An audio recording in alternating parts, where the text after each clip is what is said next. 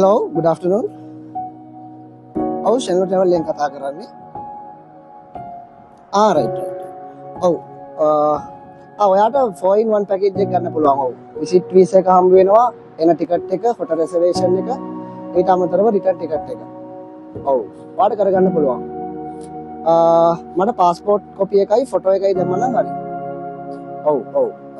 Visa එක දවස් වැඩ කරන දවස් 5-7ක් ඇතුළත මේ අප්‍රූව් වෙනවා.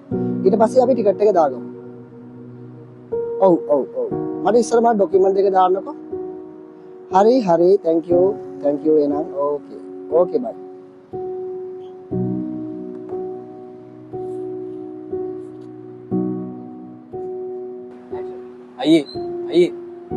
අයියා ලංකාවේද අයියේ? ඔව් මල්ලි අයියේ.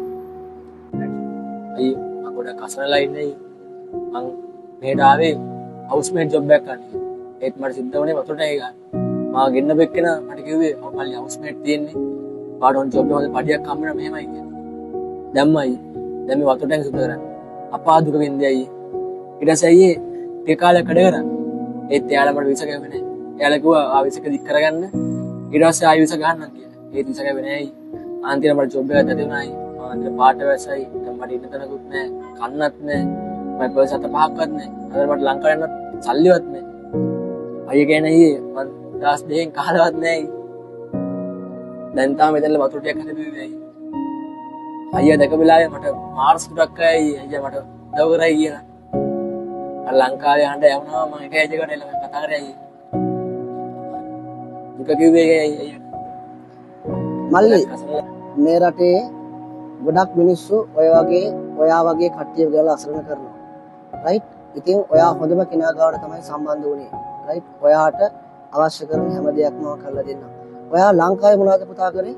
සෝෂල් මීඩියා කරේ අයියේ. Social media. රයිට්. එහෙනම් ඔයාට අවස්ථාවක් තියෙනවා පුතා මගේ ගාම මගේම කම්පැනියේ ජොබ් එක කරන්න. හරි? අපි ඉස්සලම හොඳට කාලා හොඳ වොෂ් එකක් දාලා හරි සතුටින් අපි වැඩ බාරගමු.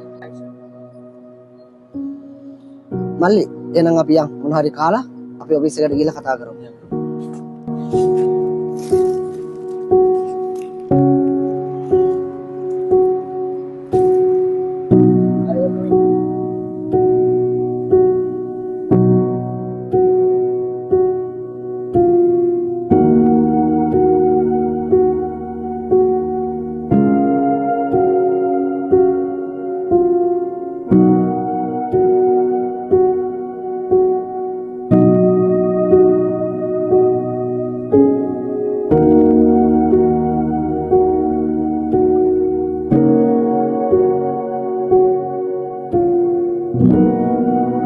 ඉතින් මේ තමයි මගේ සත්‍ය කතාව. ඉතින් ඩුබායි දේශයට පැමිණීම පසුව මම ලැබුණු අත්දැකීම. ඉතින් මම ඔයාලට කියන්නෙත් ඔයාලත් ඩුබායි දේශයට රැකියාවක් ගන්න බලාපොරොත්තු ඉන්නවා නම් විශ්වාසවන්ත ආයතන කරා එන්න කියලා තමයි මම ඔයාලට හැමෝටම කියන්නේ.